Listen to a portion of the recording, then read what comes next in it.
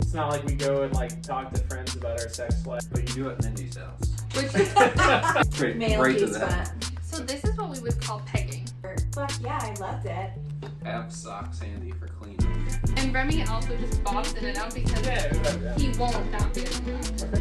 Anal with friends? Yeah. Munching with Mindy. Okay, so today we have an expanded panel outside Shawnee Mick, my sidekick, Adriana, and Jeremy. And I want to start right off the bat with what is your initial thoughts when I bring up anal penetration? Lube. Great. Male Right to the G-spot. head. Yeah, I guess my first thought is, are you the giver or the taker? Right, or who's getting it first? Okay, so a lot of different things. And, right, like Sean was saying, you definitely are going to need or lubricant when you're doing anal. And I think it's really amazing, Adriana, that you go to male G-spot. And why did you go there first? I don't know if you're familiar with the book Hot Sex. It has a hilarious hot pink cover. There is a full chapter on the male G-spot and how to stimulate it. Because the prostate's right there. Absolutely. So what are people saying about this book? In terms of how we engage men from a female perspective, you can engage with toys, but the author talks about even just using your fingers. I love that. I think it's so exciting. Jeremy, what do you think of? About just anal sex in general?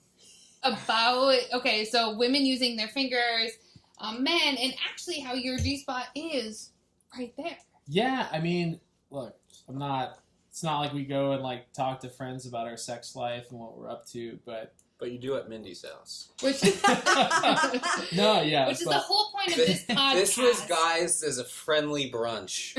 Yeah. With an oh, by the Yeah, way. hence my April. But With no, an I don't know if it's emasculating, but you know, there's a certain thing you ascribe It's as like a the guy male machismo. where you know it's like if you're into that, and there are guys who are, where it's like, you know, finger massage in that area, like that's not something I'm gonna broadcast, and I don't think you earn a lot of credibility among your guy friends opening up about that. Yeah, that's not gym locker room talk. But yet, biologically, this is really satisfying for a male. Mm. So it seems, like I've said to you many, many times, listeners, sex is between the ears. You know, so really our head, our brain is overriding some of the pleasures that we really could be experiencing. True. All right, Shawnee Meg, the sidekick, what are the questions from our viewers All right, today? our first question of the week. My girlfriend is not into anal, and I really want to do it, like, with her. How do I get her to be excited? One of my friends really, really loves to role play. And so she herself is a doctor. So one of the ways she'll start role play is by treating her husband as the patient. Love it. And so I definitely think that you can use a doctor-patient. You have, I don't know, a temptress and a lord, and use your imagination. I think that's the most important part with this. What is your first thought, Jeremy? I mean, look, should probably just get this out in the open. I'm a anal virgin in both senses of the word. So, but beyond the stigma of it, I would just imagine, you know, if you're apprehensive, if you're shying away from it, my first thought would be, it's probably gonna hurt. You bring up such a good point, right? Because when we think about this, yeah, it can really hurt. And we've heard some really traumatizing experiences of people bleeding, you know, or of people having like accidents after. So these things are real and they do exist. And so one partner in the relationship wants to try it, and the other partner has their reasons why not. Okay, first of all, we have to understand this. So the person who wrote in, okay, tell us and explore with your girlfriend why she doesn't want to. Anal is something where you definitely have to feel comfortable with it, and you have to be invited. So what would you recommend as some baby steps to maybe ease that conversation into existence? You start very small. Start very small. And I think it depends on your relationship too. Is this a 2-week relationship or is this a 2-year relationship? Because if it's just a fast fuck, let's be honest. Are you going to get anal? Potentially not. Even when you try, right, there's a lot of different positions we can have with anal. Like when we think anal, what is the initial position we think? I guess I'm seeing doggy style in my head. That's Right. what I'm going with. I don't. Yeah, that's the only position. I mean, But also, you can have anal in simple missionary position. So it can actually be a very passionate experience as well. And right, I think we have all these different stigmas around it. Like, oh my gosh, if I'm gonna think about anal and I'm gonna think about doggy style, like that does sound painful for your first time. And this does not have to be something where women especially feel that they're in a position where power is taken away from them. So think about this viewer's question, right? We're hearing it's between a man and woman, and the man wants it, the woman isn't there yet. So you develop that trust, like Adrienne was saying. You talk about how we're going to do it. Maybe you start something small. Maybe use a pinky at first. Or, there are these little anal plugs that we can always bring into it. So you kind of understand the experience, bring down some of that fear. And also, let's say it is a woman and he wants anal, but, she likes clitoral stimulation. Well, missionary is a great position for you. Start small, bring up the question, make it an open-ended question. Hear what your partner has to say. I love anal. I want to share this with my boyfriend. He is afraid of me using a strap-on. What can I tell him to make him more comfortable? So she likes giving anal, it sounds like. Or I'm assuming a she. They like giving the anal, but don't have maybe they do have a penis. So this is what we would call pegging. Right? And a lot of women really enjoy the idea of pegging because a lot of women feel that it's really empowering. So there's this whole female aspect of, okay, I don't have a penis, but I can still feel empowered even not having this. So there's definitely this empowerment piece that many women feel. And also, like we talked about, many men also enjoy it. Their prostate is right there. And it can be really, really satisfying. So what is your guys' initial thoughts? Like, what are you hearing in common society today about women wearing the strap-on? What are your initial thoughts? In the bedroom, be completely a new character.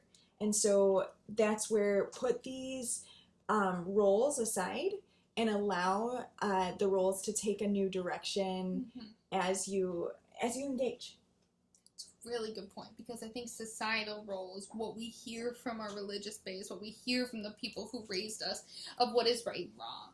And, pegging kind of goes into challenging the norm, right? When you think of women, you don't think of women typically having a penis. So I like how you bring that up of in the bedroom, right? That's our time to explore some of our inner thoughts, our inner sensations, some of our inner powers. And having that freedom to do so, and it's not always easy. It's not always easy because just because we get into a sexy time doesn't mean our brain and everything else shuts off. We bring into our sex life everything that happened to us through the day and everything we learned from a religious base, our family upbringing. That stuff is still activated in your subconscious mind. Wow. So, average Joe of the show, Shawnee Mick. Let's talk about if a female wanted to use a strap-on on you. What are your initial thoughts? Ouch, maybe. I don't. Probably. Ouch makes sense. I would probably have to. I would have to probably be pretty into the person to explore those options. Do you think you would need to trust them, or could this be somebody that you meet on the street that you are just fucking so into her? It would probably have to be extreme opposites, right? Like either some type of billions dominatrix kind of thing, or a long-term relationship. Okay, it's probably either end. So not the middle of ground. Not we've dated for 2 months. Either I don't know your name or I think I'll marry you, but nothing probably in between. Right? But okay, so Sean, knowing that your prostate's right there, it can feel amazing. What is still creating apprehension for you? societal norms, Yeah. right? Mhm. There's like a pushback against that. I encourage you, all you listeners out there, to try to really put those aside and just experience of this is a pleasure pathway. I have all these nerves, and let me try to experience them, because it could be a really amazing experience. My only thing with pegging, and you bring up the first, was ouch. And it can be ouch. So there is this fear with pegging of, it's not an actual penis. A penis has nerves in it. So you can feel if you are going too deep, or you can hear, we can kind of sense that. Now, this typically is a plastic piece. So if you are out there and pegging, be mindful of, you can't really feel if you are hurting that person. So communication is complete key. Absolutely. In this experience. I actually do want to add this dynamic of men not doing the pegging but getting pegged is something that probably happens a lot more than we might realize. Everyone has their different tastes, interests, things they like and don't like, and I think that's an important question. If that's something you're really into, is, are you with the right person? If they're willing to explore that with you. When one partner wants one thing and the other person's an absolute no. And, there's a few ways to answer that question. One, for the partner who really wants whatever that act is, maybe the other partner meets them halfway, or tries to satisfy that, maybe not all the time. Is that like but just the tip kind of thing? a little bit. Just the tip. Maybe it's just a tip. Mhm. Or, sometimes there's this idea, and it's becoming so much more common today, is this idea of an open sexual relationship. You bring up maybe when one partner wants, the other doesn't. It could be a hard no, and it could be a need for one of the partners. So even opening it up to having sex with other people, not having the emotional connection, but having that sexual open relationship. And that really does take a lot of confidence and trust in the relationship to have that, and a lot of communication, a lot of boundaries to be set. I don't think pegging necessarily has to be with a toy. Not only is it going to take trust, but then it also is a potential exploration for the both of you. Sex a lot of time can have weird noises, weird positions, like weird things that happen. And And it can feel really awkward. But just know that they happen, and they happen to everybody. Cleanup's part of it. What is our last question of today's episode, John? All right. What should I do if I get... We have terrible handwriting this week, folks. I apologize. The question is, what should I do to get ready for anal sex? So, as a response to this right away, my brother is gay. And so why I want to bring this forward is because the first time I ever went into my brother's apartment, there was a giant carton of lube on his windowsill. Mind you, he was in a committed relationship, which is great. It was a little intimidating walking into their bedroom with a Sam's Club and or a Costco style bottle of lube. What's your favorite brand, bro? Love it. And you actually need that much lube. So it's more about quantity over quality? We need a lot Like of we don't need the fancy bottle, we just need a lot of... Is there a special type? There is a special type, and if you listeners heard my previous podcast when we talked about sex toys, the sex toy expert actually goes over anal lube in depth. But there is specific anal lube, and one of the things that's specific to anal lube is it has a little bit of numbing solution in it, so it does take a little bit of the pain away if you have pain. Some people do, some people don't. Starting from the beginning, how do we prep? First of all, you never just go in the back door. You have to be invited in to the back door. And typically that starts with a conversation before, right? Hey, are you comfortable with this? Do you like this? Do you not like this? So, talking about it before, always being invited in. Like I said, start small. We don't just go from 0 to anal. So maybe you start with a pinky or a small toy and you kind of work your way up. Always use lube, like we said. And clearly they're selling it in jumbo jars at Costco, which I love. Save the money if you can. What other preparations would you guys say? So anal sex can also happen by accident. And, maybe it wasn't an accident. That may be with a drunk partner or a partner who may be new to sex? I would add, I mean, something that's been on my mind is beyond the, mechanics and logistics of it, it's like keeping the mood, right? I like going from foreplay to actual intercourse is like keeping it sexy, keeping it, the application of the lube. If you're using a strap, I'm putting that on. Making sure all that kind of flows together. And if both people want anal is really sexy. And, sometimes I think anal can get a bad rap. But it can be extremely sexy and very satisfying for both people. Like we said, don't go from 0 to anal. Start with something small, and that's a conversation at first. Because as we know, sex is between the ears, and a lot of what we hear comes from a conversation. So talk to your partner, ask these open-ended questions. The best way to have the best sex is to listen to what your partner is saying. So to come around Melinda's mailbag, I want to ask our panel their sincere, raw thoughts about anal and how they feel about anal. So let's start with Shawnee Mick, my trusty sidekick. What are your thoughts with anal? I think it's something that you're either into or maybe not. I think convincing your partner to be into something that they're not necessarily intrigued with is not going to be the most easy task. Sean was telling me earlier, a big thing in the dating world is talking about oral, but they're not just talking about like vaginal oral anymore. Women are not just saying vaginal oral to Sean. They're also talking about anal oral. Yeah, it's a fairly new. I guess rim jobs have always been a thing of locker room folklore, but it seems like eating ass is definitely more mainstream now. Do you kiss after eating ass? These are just questions that need answers. How do you answer them? I guess you would ask, right? Just don't dive back into making out. I mean, I guess you could probably tell from their reaction. If they're not too happy, you're like, I'm not going to try that again. And I'm asking Sean about women because I know that Sean is into women more than he is into men. So, Sean, how would you feel if a woman wanted to use her finger on your anal? Like, that really turned her on.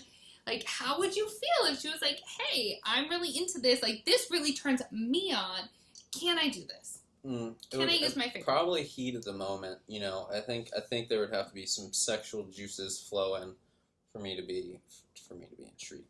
Stone cold sober off the street, I'd probably be like, nah.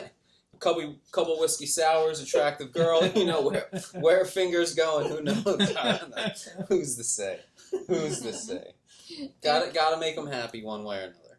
And Jeremy, now being from Miami, living in the Midwest, living in Chicago, what are you hearing from a male perspective in Chicago?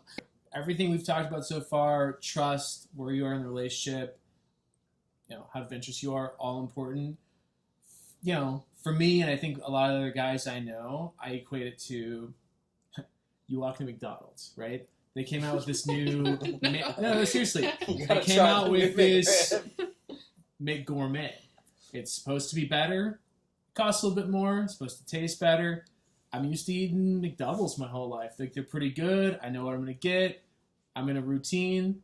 Why mix it up? But, Well, and in response to that, as Jeremy's partner, what I can say, and not even from a sexual standpoint, I am known to order the same thing once I discover my newfound love over and over and over again. And that's very same with sex. I don't like to stray because if it sucks and I just spent $7.99, I'm fucking pissed. So just like Sean was saying, as he's going through the dating world in Miami, anal is entering the verbiage in dating. Tell us about what you know with the dating in Chicago, the Midwest area. Has anal entered into the mainstream verbiage? I do think in Chicago we're a little bit more prissy. We're a little bit more afraid to discuss this within our social circles. I have been at a bachelorette party where I was simply talking about pleasing your partner. And I just got giggles all around from women that were 25 to 30. A lot of women struggle with discussing this, and I would say men as well. I really think there's nothing sexier than having a partner that wants to please you. If your partner wants to please you, you also want to please them. Like, sex is an act of selflessness. Thank you all for tuning in today to Melinda's Mailbag. Next week is all about oral, and we're ranging it from same-sex couples to opposite-sex couples. Until then, go out and have great sex.